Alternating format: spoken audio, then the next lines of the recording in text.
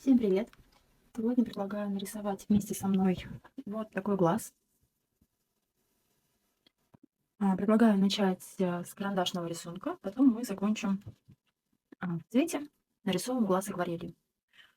Я подготовила себе такой небольшой листик, 10 на 10 примерно сантиметров.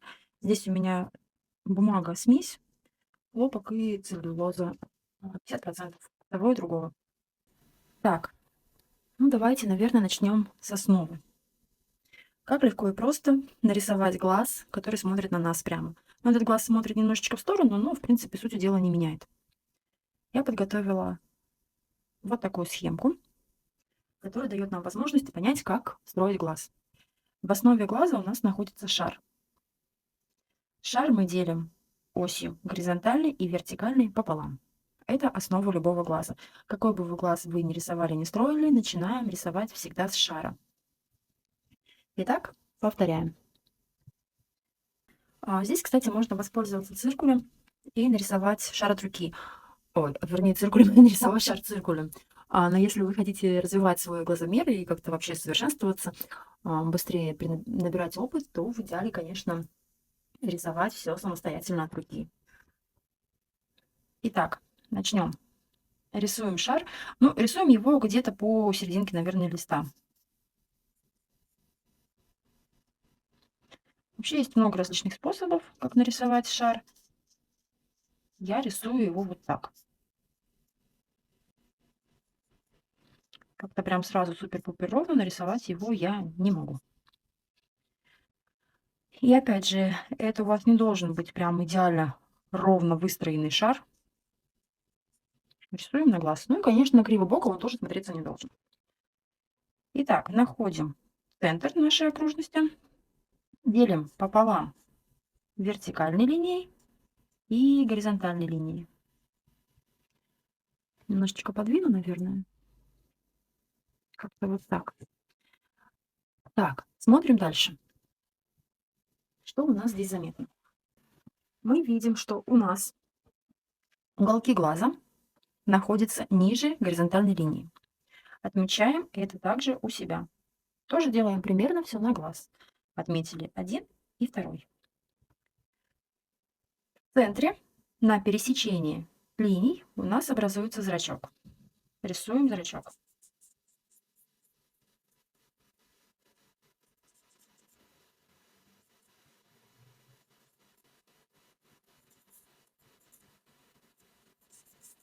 Готово. Смотрим.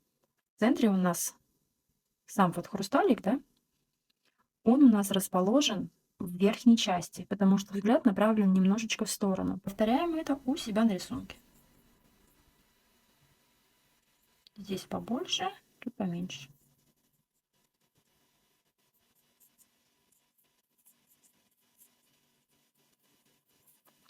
Кстати, радужка у глаза должна быть в идеале идеально ровная, идеально круглая.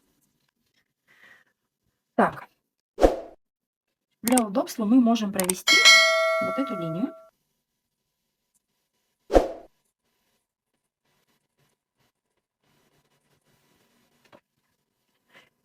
Смотрим дальше. Что у нас здесь получается? Так, здесь у нас находится нижний уголок, да, тут будет верхний. Здесь я отметила, как у нас веки, верхние и нижние, огибает зрачок. Мы видим, что века верхнее прикрывает зрачок сверху, и нижнее прикрывает зрачок снизу. Нам нужно это повторить.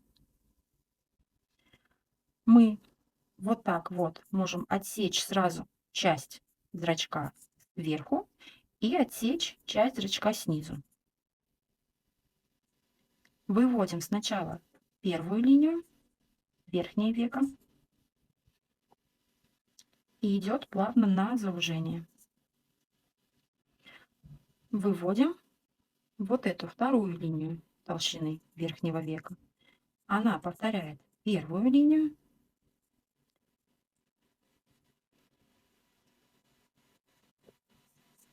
И чуть-чуть дальше ее рисуем, чуточку прям. Здесь можно немножко закруглить. Смотрим дальше. Нижняя у нас идет сначала немножечко вверх, потом прогибается, натягивается на радужную оболочку. Рисуем также. Вверх, прогибаемся и выходим в обратно. И рисуем нижнюю часть.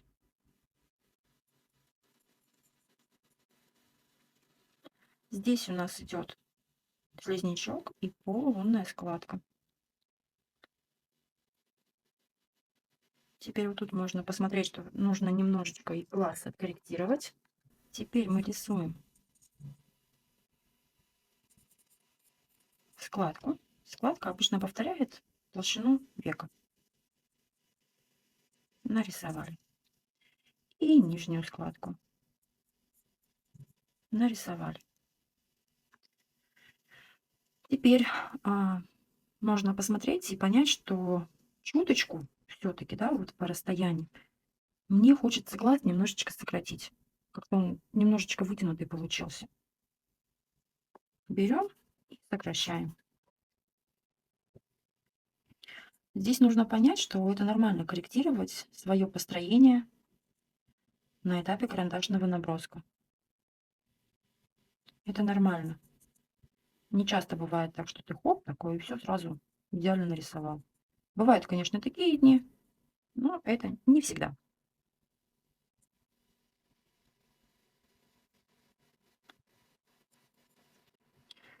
И вот так. Вот здесь, мне кажется, нужно немножечко посильнее его сделать изгиб. Сейчас посмотрим. Вот так.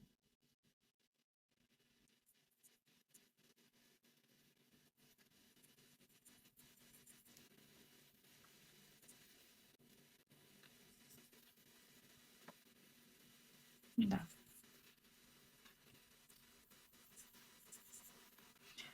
Здесь можно заметить, что глаз вот прям такой, типа как треугольничек, да, уходит острый уголок. Но я обычно не рисую такие острые уголки, я немножечко скругляю. Так глаз смотрится как-то более нежно, что ли. Так, дальше у нас идут ресницы.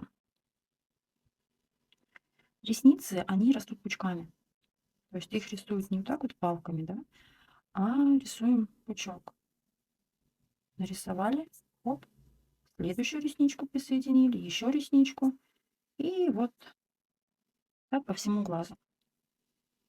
Я обычно, когда рисую под акварель, то всегда отмечаю ресницы, потому что если их не отметить, мне потом сложновато рисовать. Итак, рисуем вверх ресничку, рядышком соединили. Можно рисовать, смотреть на референс и пытаться повторить, что нарисовано здесь. Ну, тут видно, да, как реснички у нас падают, попадают вниз, на белок глаза заходит. Можем также это повторить. Зашла и вверх.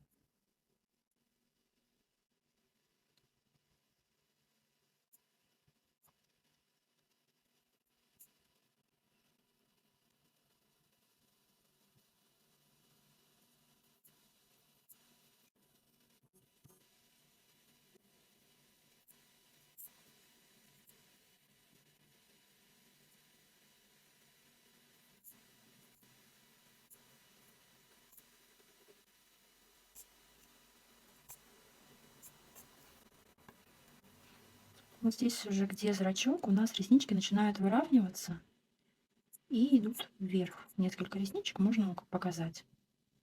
Одна вот идет совершенно в другом направлении, одна какая-то маленькая в сторону идет, опять одна заходит. Можно рисовать с референса, можно придумывать самостоятельно, как располагаются эти реснички. Но вообще, конечно, когда мы пытаемся повторить референс, мы приучаем наш глаз смотреть, наблюдать за формами и тренируем свой глазомер. Потом в дальнейшем, конечно, нам это очень сильно поможет в отрисовке портретов, да, в принципе, чего угодно, если у вас тренированный глазомер. Вот здесь у нас реснички разные тоже, да, идут.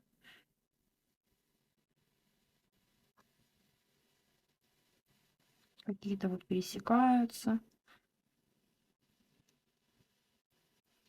Конечно, тоже не обязательно повторять прям все ресницы, которые вы видите. Можете какую-то часть повторить. И всё.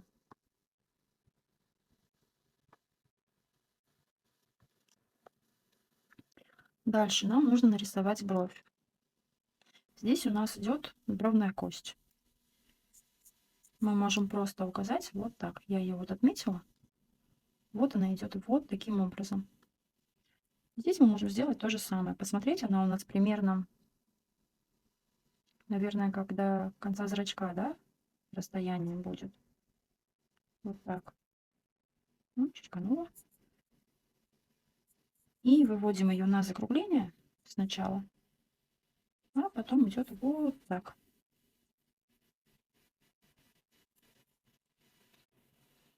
Бровь у нас начинается чуть дальше слизнячка. Я обычно отмечаю сначала просто форму брови. Вот здесь у нее идет уже слом формы такой небольшой, где-то ближе к концу радужки. И вот так вот она у нас уходит.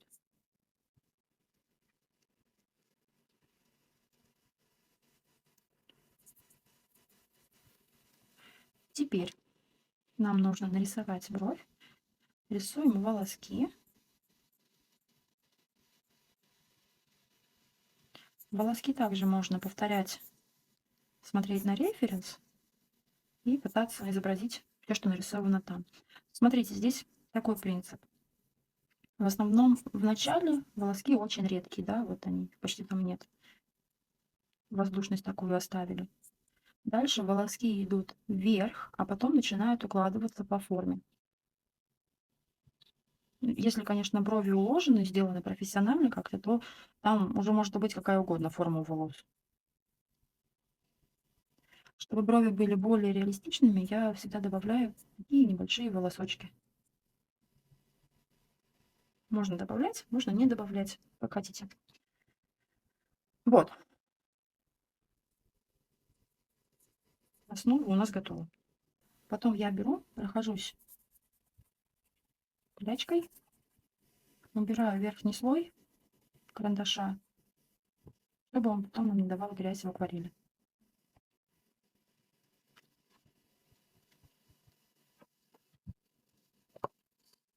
Ну что ж, теперь приступим. У меня понадобится тоненькая кисточка. Вот такая кисть потолще. И еще есть у меня вот такая тонюсенькую, я себе купила, это двоечка для отрисовки ресниц. Ее я еще не пробовала, вот как раз таки тестируем, как она будет работать. Эти кисти у меня Рублев, серия Аква. Номер 3 и номер 6. Кисти классные, я очень люблю их, это синтетика. Но рисуют они классно. У них такой прям острый кончик. Рисовать, в общем, одно удовольствие. Итак, начнем. Начнем мы с основного цвета кожи. Здесь у нас разные оттенки в коже. Тут есть оливковый, розовый, есть желтый цвет, какой-то фиолетовый. Так что можно на палитру добавить немножко оливкового цвета. У меня здесь палитра в стороне стоит. Сейчас немножечко покажу вот так. Оливковый мы разводим водой. Должен быть слабый такой цвет. Сиена жженая. Тоже слабый цвет. Мне вообще нравится сиена жженая в сочетании с красными. И вообще сиену люблю больше, чем какую-нибудь там охру. Красный холодный. У меня это пирол рубиновый. Можете взять любой другой красный. Так, и фиолетовый. Любой фиолетовый, который у вас есть. Если фиолетового нет, то смешиваем красный и синий. Голубой. Я беру голубую ФЦ. Она, в принципе, есть, по-моему, в любых наборах акварели. тоже это должен быть слабый раствор. Мы вот смотрим на зрачок, и я там пытаюсь найти цвета, которые мне будут нужны. И вот там есть какой-то отголосок такой желтого, можно взять что-нибудь желтенькое. Вообще мне нравится больше неаполитанское желтое. Она такая, правда, немножечко с белилами у меня этот цвет, но он не яркий, мне он нравится. Так, это для кожи и для белка. Для зрачка мы с вами намешаем чуть попозже. Итак, теперь мы берем оливковый цвет и наносим его в уголок. Я наношу цвет и размываю. Я не очень люблю всякие там пятна, границы пятен. Берем сиену, наносим ее.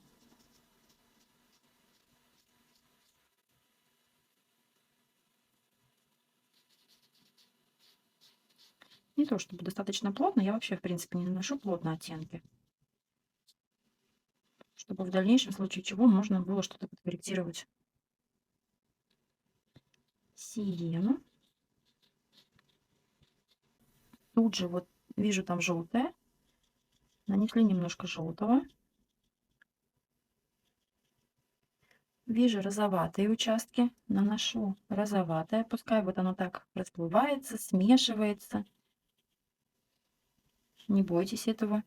Если вы боитесь, что там как-то у вас не так смешается, как-то не так расплывется, то тогда нужно подождать, пока высохнет слой сиены, и сверху нанести вот так вот розоватый этот оттенок. Розоватый — это у меня холодный красный, просто он очень разбавлен водой. Так, смотрим. Здесь вот у нас есть розоватое. Вот так. И вот здесь я вижу небольшой участок фиолетового. Берем фиолетовый, слабый его также, слабый замес, разводим его водой и наносим. Откуда у нас фиолетовый? Оттуда, от венок. У нас же под глазами венки. И вот, пожалуйста, сиена, жженый, опять же, слабый раствор. Вот тут вижу желтый, наношу. Вот здесь вижу какой-то оттенок оливкового, и его тоже наношу. Вообще нужно не бояться использовать в коже различные цвета. Я не сторонник того, чтобы все свои портреты, все какие-то там участки, кожу прописывать, да, какой-то одной палитрой. Что либо все у нас там оранжевое, там сиена, например, да, и все кожи, значит, я рисую сиеной, все портреты у меня будут там сиена, там железоокисные, да, ну, в общем, какая-то такая определенная палитра, которую я использую всегда и везде. Нет, цветотипы у нас абсолютно разные у человека, да, какой-то может быть теплый, теплая кожа, такая персиковая, красивая. У кого-то может быть какой-то более нейтральный цветотип, да, у кого-то прям холодный. И мне кажется, не совсем правильным писать кожу одними и теми же цветами. Здесь вот слизнячок тоже слабо красный наношу. И вот здесь можно нанести тоже сиену. Теперь нам нужно немножечко подождать, пока она просохнет. У меня бумага смесь, поэтому она будет сохнуть, в принципе, быстро. Мы пока с вами можем намешать цвет для радужки глаза. Для радужки и для белка. Вот если мы будем всматриваться с вами сюда, надеюсь, вам там видно, то мы заметим, да, что у нас вот он белок, и он не белый. Он какого угодно цвета, но не белого. Здесь есть у нас и голубой, и лиловый, и фиолетовый, и желтый, и розоватый, и какой-то сероватый цвет. Вот когда вы рисуете глаз близко, да, ну, в большом объеме, вот чем больше вы нанесете и уловите этих оттенков, тем как-то он более реалистично будет выглядеть ваш глаз. Никогда не оставляйте его просто белым пятном. Это в корне неправильно.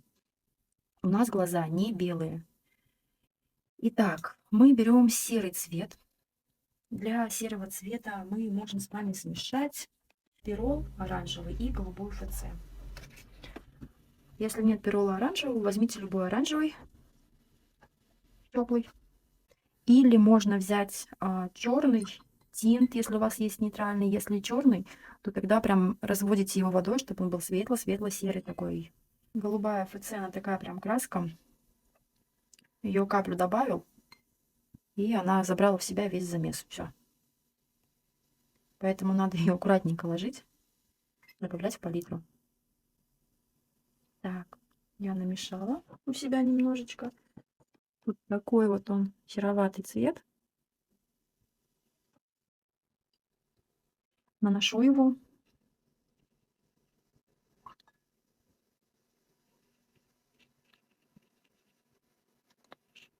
Так. Можно прям заходить на глаз.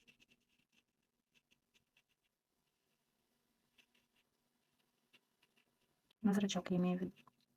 Смотрим дальше. Здесь у нас есть фиолетовый цвет. Немножечко добавим его. Вот в этом углу в правом у нас такой розоватый цвет. Мы его тоже добавим. Добавляем, размываем. Я не люблю границ, поэтому добавлять границы здесь не оставлять не буду.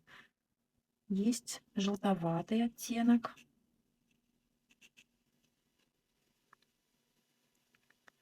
Вот здесь у нас по границе идет голубой. Голубую ФЦ сюда добавляю. Здесь по зрачку больше серого. Я делаю это пока краска мокрая, чтобы оно растекалось и больше взаимодействовало друг с другом. Чуть-чуть под ресницы потемнее тоже можно сероватый добавить. Вот так. Вот здесь какой-то лилово-красный, поэтому возьму холодный красный, немножечко в него фиолетовый добавлю. Вот здесь.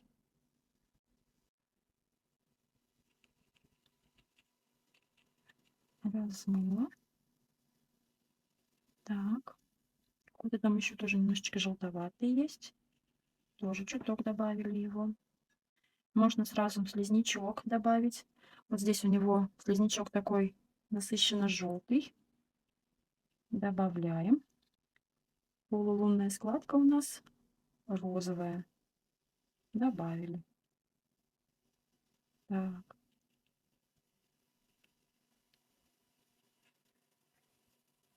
Теперь пускай это все у нас просохнет. Пока у нас просыхает, мы можем с вами пока усилить тон глаза, кожу. Берем опять те же самые цвета, какими мы пользовались, и накладываем их чуточку насыщеннее. Итак, низ сиена.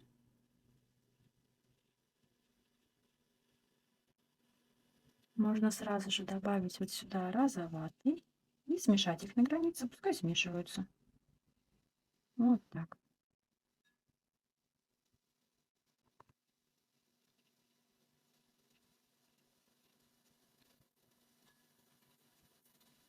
Границу внизу так вот немножко водой размываю, чтобы оно уходило вниз, чтобы не было четкой границы. Здесь.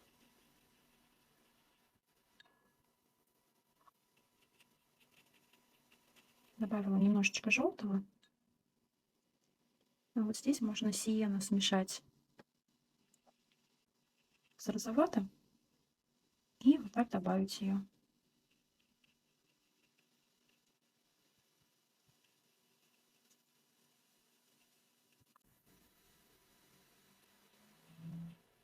Сюда.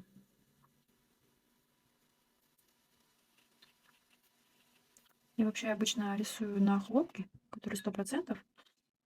И там есть возможность размыть попозже границу. То есть я могу порисовать тут, тут, тут, и потом размыть границу.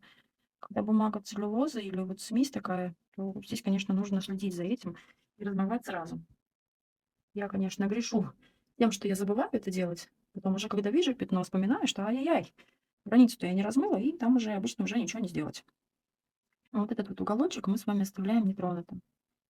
Вот мы нанесли там первый раз цвет оливковый, так его и оставляем. Здесь опять нанесла розовый. Сиену с розовым.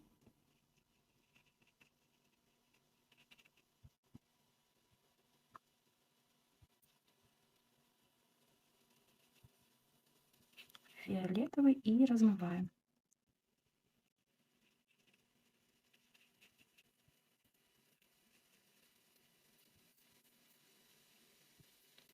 Вот здесь у меня немножечко стало просыхать, кисточкой влезла, и образовалось такое пятно. Поэтому пока что надо подождать, пока там просохнет окончательно. Теперь берем розовый, смешиваем с сиеной и проводим здесь по складочке.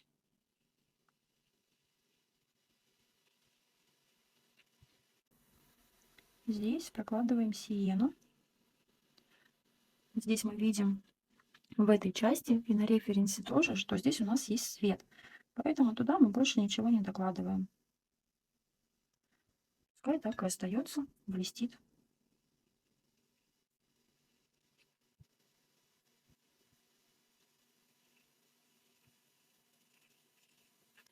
Берем сиену и опять наносим. Заходим на бровь, чтобы бровь у нас потом не смотрелась каким-то выделенным пятном. Сразу соединяем.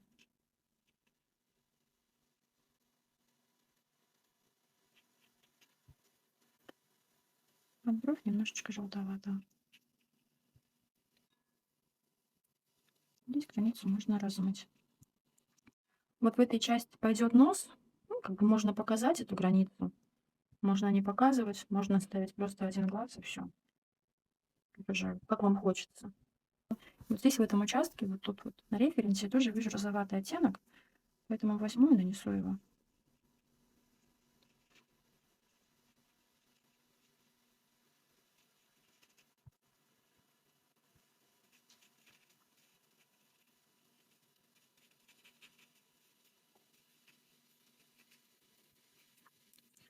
Вообще, чтобы создать такой интересный какой-нибудь эффект, можно как-нибудь вот так вот даже просто сделать.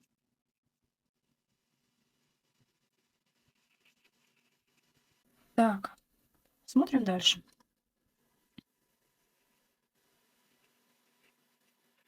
Здесь у нас у меня еще не до конца подсохло, но пока можно намесить цвет для радужной оболочки. Здесь такой коричневый, карие глаза, какой-то янтарный такой отблеск, сиена, коричневый, что-то такое желтое, может быть, что-то, какую-то охру можно даже взять. И вверху у нас вот тут в радужке получается блик. Вот так вот он идет. По возможности стараемся на него не заходить.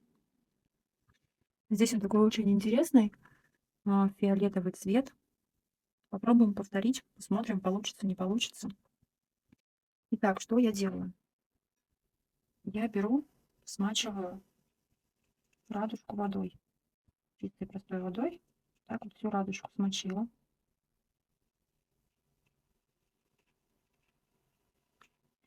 Смотрим. Здесь у нас желтое. Беру желтый цвет и вот так вот его ввожу. Дальше вижу сиену. Вот так вот она у меня здесь. Вот я вижу вот так. Вы, может, видите по-другому. У людей разное цветовосприятие. Все как-то по-разному воспринимают и пишут по-разному. Поэтому у нас у всех абсолютно разные работы получаются. Коричневый. Можно взять сепию. Можно смешать коричневый. Например, там красный, зеленый можно смешать. Если есть железоокисная, например, то можно смешать ее с тинтом нейтральным. Железоокисная вообще такой тоже красивый очень цвет дает. Так. Вот так. Стараюсь на блик не заходить, но если вдруг случится, что я на него зайду, можно взять, потом воспользоваться белилами и вернуть блик в прежнее состояние. Обвожу контур радужки.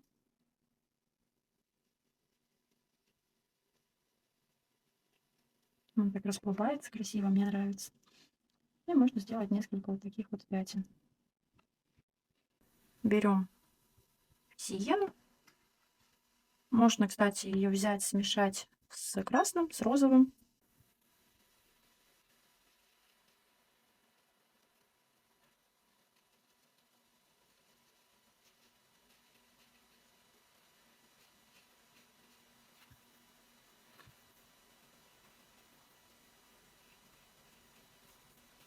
Вот здесь она немножечко.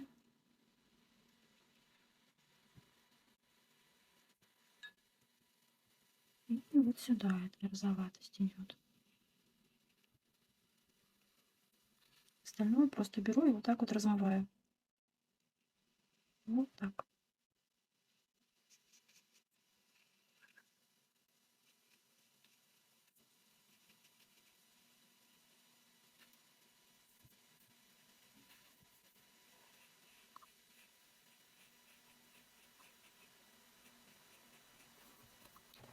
Внизу опять смесь берем сиены с розовым, наносим.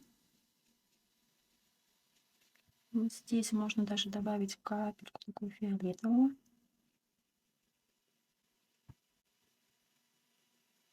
И эту капельку фиолетового можно добавить еще вот здесь, на складочке.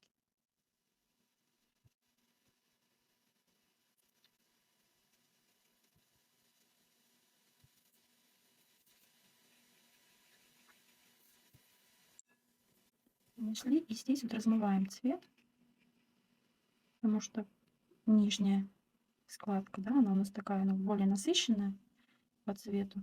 А то, что ниже складочки, вот эта часть идет, она у нас уже не настолько насыщенная.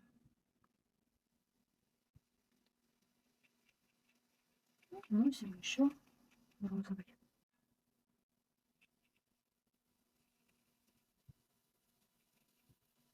Вот здесь мне хочется добавить розоватого. Вот тут. Прям как будто вот не хватает ее. Поэтому добавляю.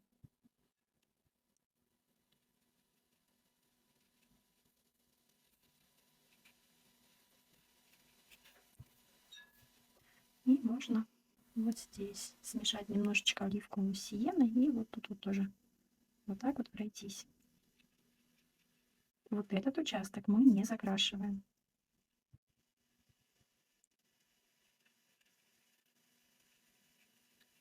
Вот так, прошли. Так, теперь нам нужно сделать толщину века, да, и нужно сделать складочку. Здесь мы, наверное, возьмем сиену и фиолетовый смешаем. Можно добавить чуточку красного к этой смеси.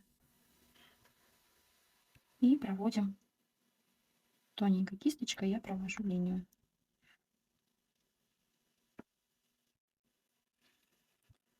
Так.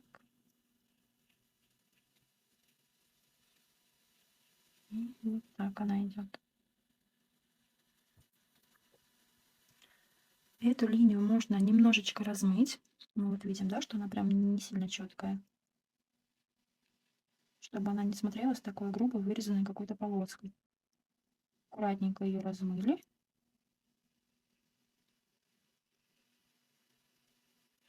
Вот так. Тем временем у нас подсохла радужка.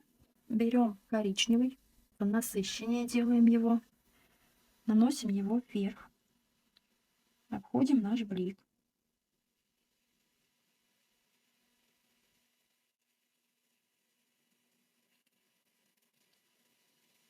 Здесь такое уплотнение, да, этого цвета идет.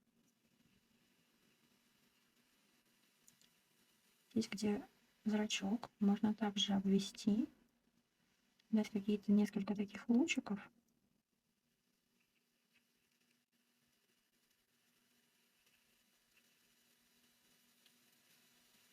Вот здесь.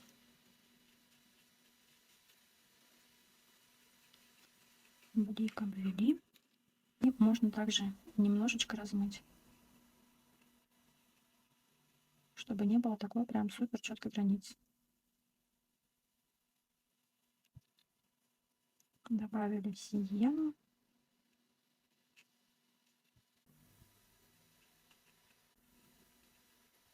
Можно сразу сделать не радужку, вернее, хрусталик, да, глаз, зрачок. Зрачок никогда не делайте черным, чтобы не было такой дырки, знаете, в рисунке. Можно взять, например, коричневый, смешать с фиолетовым. Такой достаточно темный цвет, но это будет не черный. И рисуем наш зрачок. Буду надеяться, что он сильно не потечет. Также этим темным чуть-чуть границу обозначила.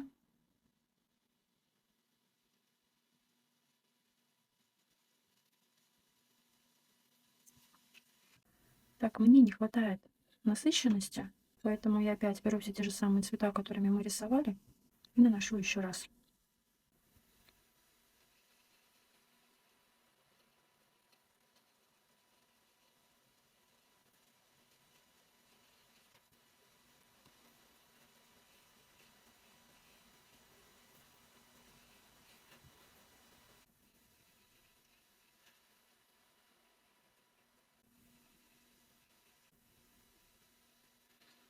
Если у вас уже насыщенность хорошая, вам полностью устраивают ваши цвета, то ничего повторно, конечно, делать не надо.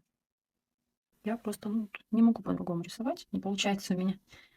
Я не могу сразу набрать тон, который вот нужно будет в идеале для работы.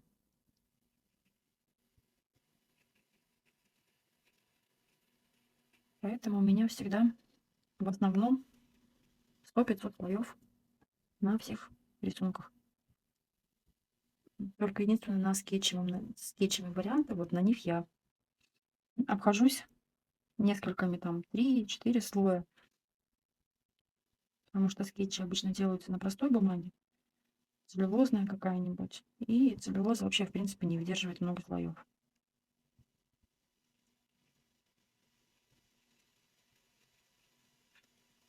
Вот так.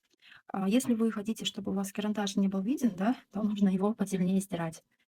У меня, в принципе, карандаш в таких набросках не смущает. Он как бы показывает эти вот конструктивные линии, как мы рисовали, дает какую-то основу. Поэтому я его в таких набросках, не убираю целиком и полностью.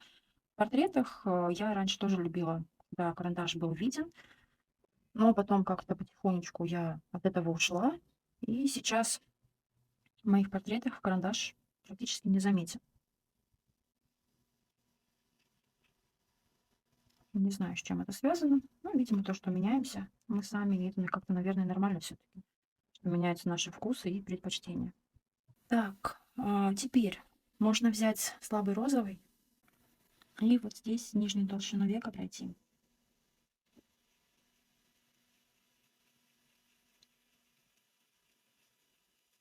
Нижняя толщина века, вот эта вот полосочка, да, она должна быть светлее, чем вот эта часть.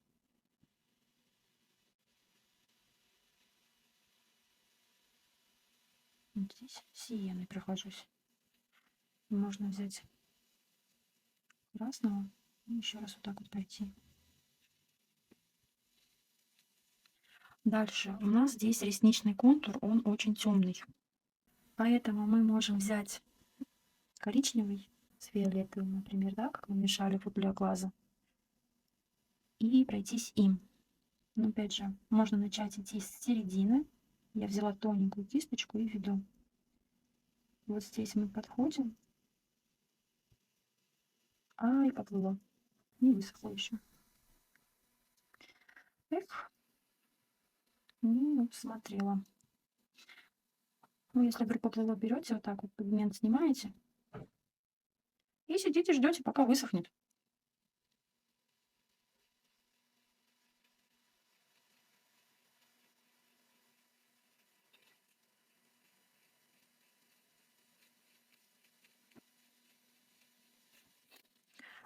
Что-то как-то я не усмотрела этот момент. Ничего. Прохожусь по толщине. Здесь такой более насыщенный цвет получается. Здесь, кстати, если оно плывет, то не страшно. Даже оно прикольно так немножечко смотрится, когда плыть начинает. Здесь мы добавляем, делаем насыщение в уголочке.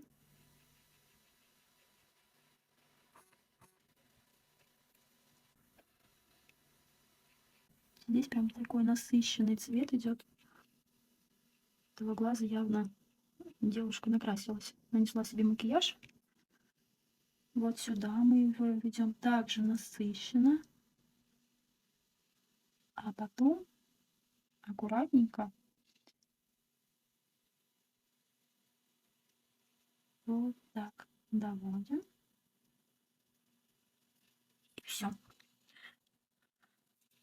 Здесь подчеркиваю нижнее веко. Аккуратно так вот линией. Тоненько стараюсь подчеркнуть.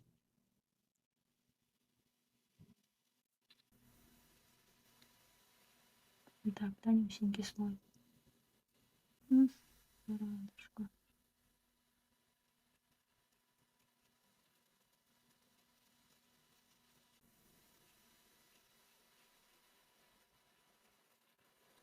Теперь предлагаю выделить складочку.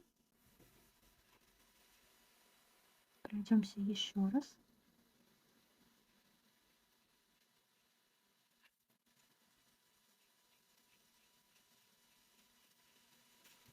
Здесь такое интересное ответвление идет. Можно тоже немножечко так вот показать. Пока у нас сохнет радужка, мы можем взять фиолетовый, нанести его в тех частях, где мы его видим. Ну, вот лично я его вижу вот здесь. Вот так. И сразу размываю край. Потом я его вижу вот здесь. Размываю границу. Вижу его вот здесь.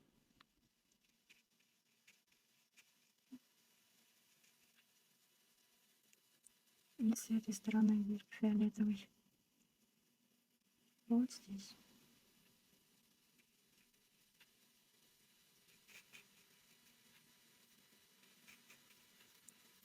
С этой стороны добавлю немножечко сиены с розовым.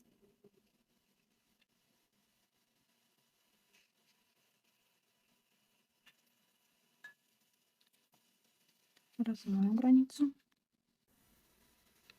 Вот здесь тоже можно добавить. Пускай она перемешивается. Не страшно. Вот так.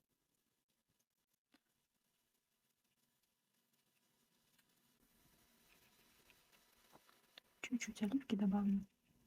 Прям вот, ну вот вижу я ее здесь. Хочется добавить. Так, смотрим дальше. Нам нужно посадить зрачок и глаз внутрь. Для этого мы берем наш серый цвет, который намешивали, и наносим его еще раз. Утемняем с одной стороны и с другой стороны. Здесь смотрите аккуратно, чтобы вот эта часть у вас была просохшая. Если она не просохнет, то сейчас все сольется, поплывет. Будет трудно остановить. Вот здесь чуть больше голубого. Здесь. Вот тут прям такой, я бы сказала, фиолетовый с сиеной смешанный, прям такой темный. Тоже добавила. Не бойтесь использовать разные оттенки, он делает интересно. Единственное, когда пишете портреты на заказ, к примеру, да, ну, тогда, конечно, лучше придерживаться цветов, которые, ну, стандартно, что ли, приняты. Там бежевая кожа, ну, вот такие. Желтого немножечко добавляю сюда. А если вы рисуете для себя, то позвольте своей душе отыграться и нарисовать, поставить все те оттенки, которые вы видите. Я всегда их наношу слабо сначала, чтобы в случае чего можно было перекрыть. Здесь вот такой розоватый, и прям вот я его вижу. И хочу, чтобы он тоже вот здесь был виден. Что у нас здесь такой лиловый. Вот тут добавим чуть-чуть его.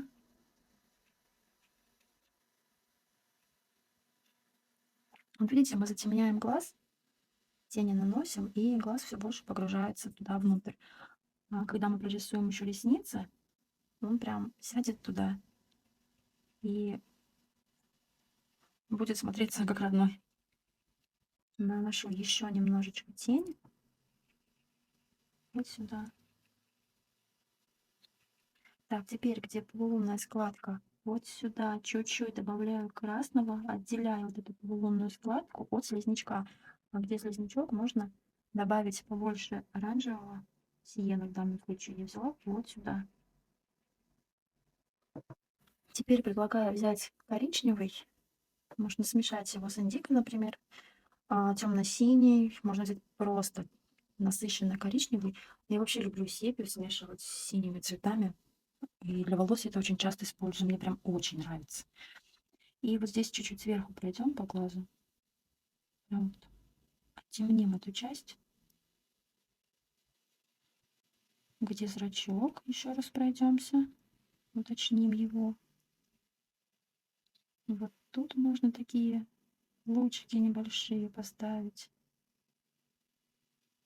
Старайтесь сильно их немного не ставить. Так, сделать несколько акцентов. И ладно, все, размою немножечко. Вот так. Здесь блик такой отсвечивает фиолетовым. Я возьму фиолетовый и немножечко пройдусь по блику. Вот так сделаю его. Но я здесь потом добавлю немножечко белил. Мне очень нравится, когда блик заходит на сам зрачок. Мне вот прям по кайфу. Поэтому, если у меня в процессе работы не получается его сохранить, я потом просто добавляю белилами. Еще можно воспользоваться маскирующей жидкостью, если она у вас есть, и сразу нанести, и чтобы она уже было место зарезервировано, так сказать, под него, под блик, и рисовать и не париться. Еще раз просто красный нанесла.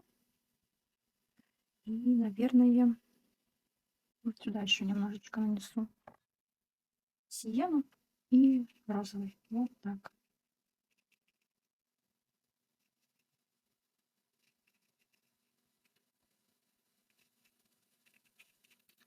Можно размыть вот так вот вниз.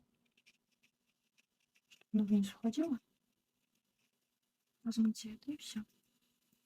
Беру опять серый, наношу его опять вот сюда, в эти участки. Потому что я здесь вижу вот потемнее. Стараюсь повторить.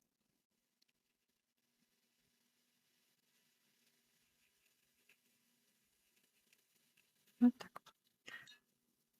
И берем розовый, опять же, и опять наношу его сюда.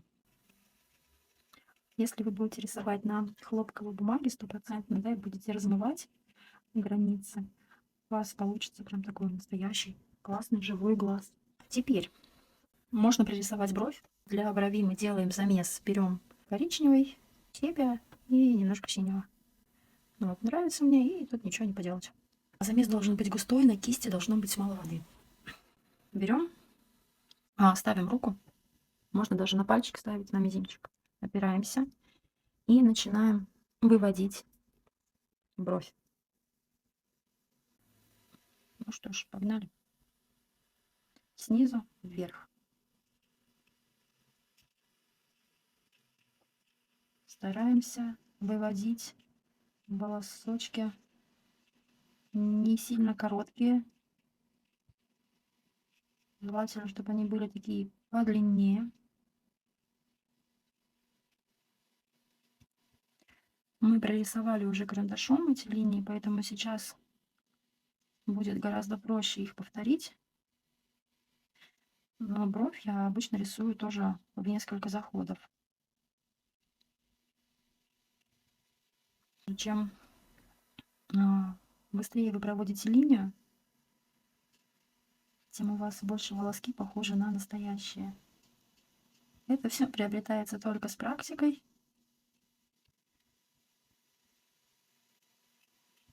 Нужно практиковаться, практиковаться и практиковаться.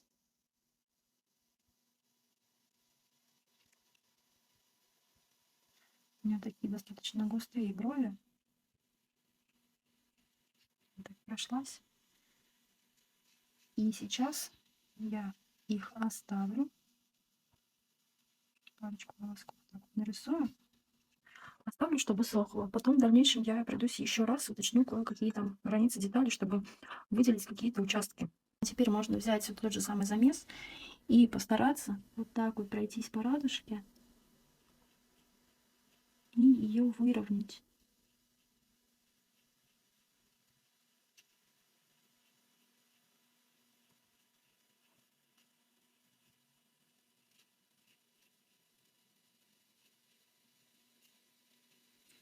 Вот так.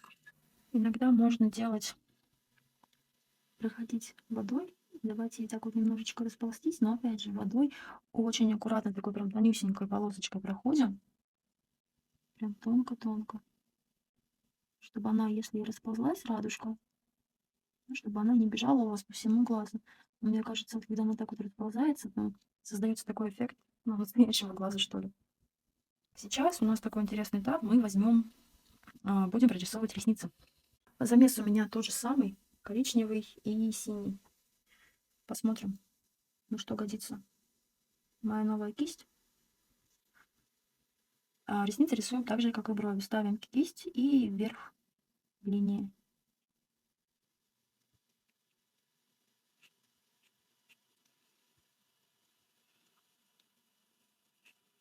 Не забываем, что мы рисовали, что у нас некоторые ресницы заходят на белок.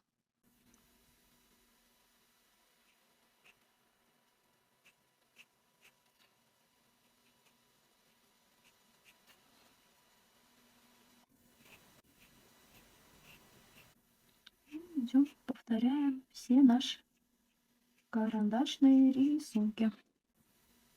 Все то, что мы там с вами рисовали, очерчиваем.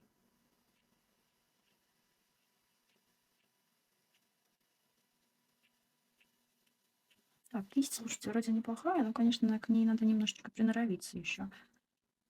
Ну, это так, в принципе, по-моему, с любыми кистями, которыми вы рисуете, ну, начинаете которыми рисовать, сначала нужно с ними познакомиться, так же, как и с бумагой. Не каждая бумага подходит каждому человеку.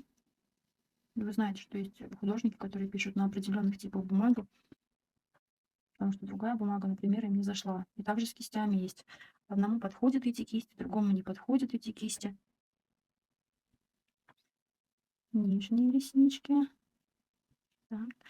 Вот я по себе пока хочу сказать, что этой кистью рисовать ресницы мне гораздо удобнее, нежели рублевой, нежели вот этой кистью. Многие ее советуют, но она, наверное, хороша для прорисовки на формате каком-нибудь А3, А2, может быть. Ну, хотя кто-то умудряется, конечно, ей рисовать ресницы и на четвертом формате, но, честно, у меня не всегда получается как-то с ней подружиться в этом плане. А вот эта кисть прям идеально, мне очень нравится. Так, пройдусь еще раз по некоторым участкам. Смотрите, чтобы на кисти не было много воды, иначе ваши ресницы все поплывут. Здесь добавлю. У нее достаточно обильно так они заходят на белок глаза. Вот здесь. Вот так. Можно какую-то ресничку вытянуть повыше, подлиннее. Что-то там соединить, разъединить. Но рисование ресниц это вот только практика. Чем больше у вас практики, тем лучше они будут получаться. Первое время вообще могут получаться палки. И это нормально абсолютно. Здесь нужно просто смириться с этим и дать себе возможность рисовать дальше. Нарисовали, видите, что не получается, сказали себе, ничего страшного, я учусь, и рисуйте дальше. Теперь я беру коричневый замес, тот же самый, и прохожусь по участкам брови, которые вот у нее потемнее. Вот, в серединке. Беру и вот уплотняю. Мне нравится делать такое уплотнение в середине брови. Мне кажется, оно создает более такую реалистичную бровь. И вот здесь у нее тут такие небольшие волосочки, тоже можно их добавить. И небольшие торчащие.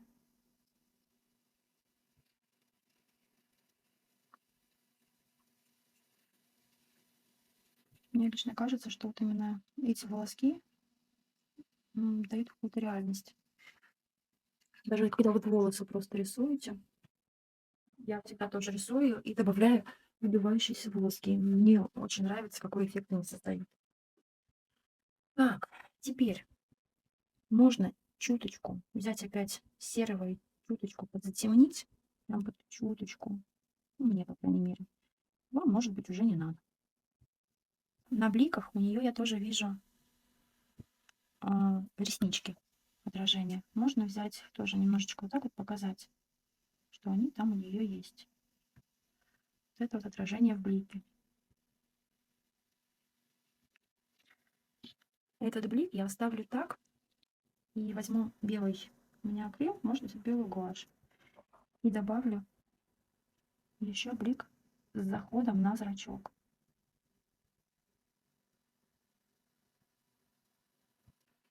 Вот хоть ты тресни, я люблю, когда есть блик с заходом на зрачок. Чуточку его прям подсниму, прям чуточку. Слишком, мне кажется, он прям белый оказался. Вот так. Теперь можно взять белый, можно акрил, можно гуашь. Я повторюсь, как вам больше нравится. Можно вот здесь еще немножечко проставить аккуратненько так. И вот с этой стороны. Оно сильно не должно в глаза бросаться, но оно создает такой все равно эффект.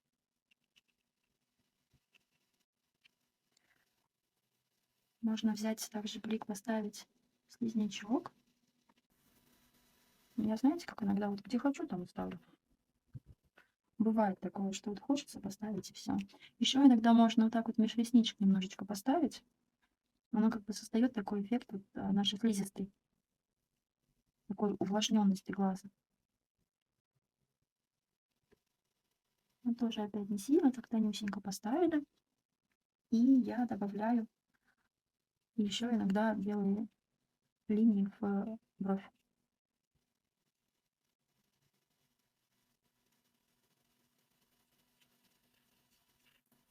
Вот так. Ну что ж, на этом можно сказать, что наш глаз готов. Вот такой глазик у нас получился. Покажу вам его поближе. Мгм. Ну что ж, я надеюсь, что вам понравился урок. Если рисовали вместе со мной, отмечайте меня. Мне будет очень приятно посмотреть, что у вас получилось. Всем спасибо.